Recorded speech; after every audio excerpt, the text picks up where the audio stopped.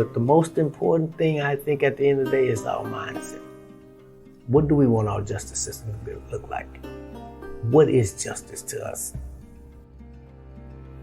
The nation's eyes are constantly on Texas, from the state's death row execution rates to battleground policies related to guns, abortion, or LGBTQ Texans. Texas is also a state with a lot of pride. Our state has a unique, complex history, and at times, Texas can feel like a world of its own. I'm Katie Pinchik-Autka, the managing director of the Drag Audio Production House at the University of Texas at Austin. I'm also a sixth-generation Texan. I've spent most of the past decade working for various Texas media outlets covering the communities I grew up in. And I have complicated feelings about this state. I think if you love something, you want it to be better. You want to make it better. That's how I feel about Texas. And that's the core belief behind Forsaken, a new podcast from The Drag.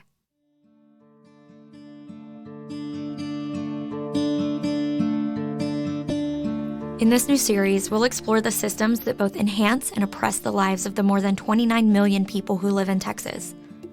We'll explore the criminal justice system, Texas politics, civil rights, and social justice issues.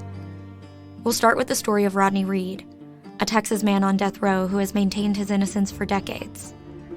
What happens depends on who you believe. She's a young white woman, he's a black man in a small town that was even smaller then than it is now, even more sort of insular and frankly racist. And she's engaged to be married to a white cop. Like, that's a pretty explosive dynamic, right? DNA has the reputation for being the gold standard of forensic science. You'll definitely see cases where that's really not only just the nail in the coffin, but it's also the coffin, right? Like, it is the entire case.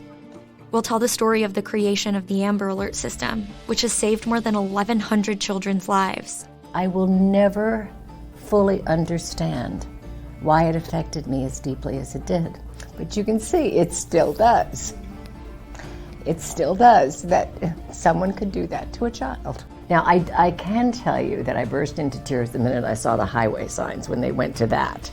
I was like, oh boy, that was just amazing.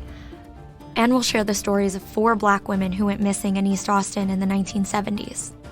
How is this possible that this woman is still missing and it seems like no one really is looking for her? As long as I have breath in my body, I'm gonna try and make sure somebody knows what's going on about her. I'm gonna speak her into existence. She's still gonna be around. As well as the conditions on Texas death row. So you have a situation where you in a cage that is 4 walls, basically, that 6x9 cage that feels like the walls are closing in on you every day. Total isolation. Total isolation. Listen to Forsaken wherever you get your podcasts.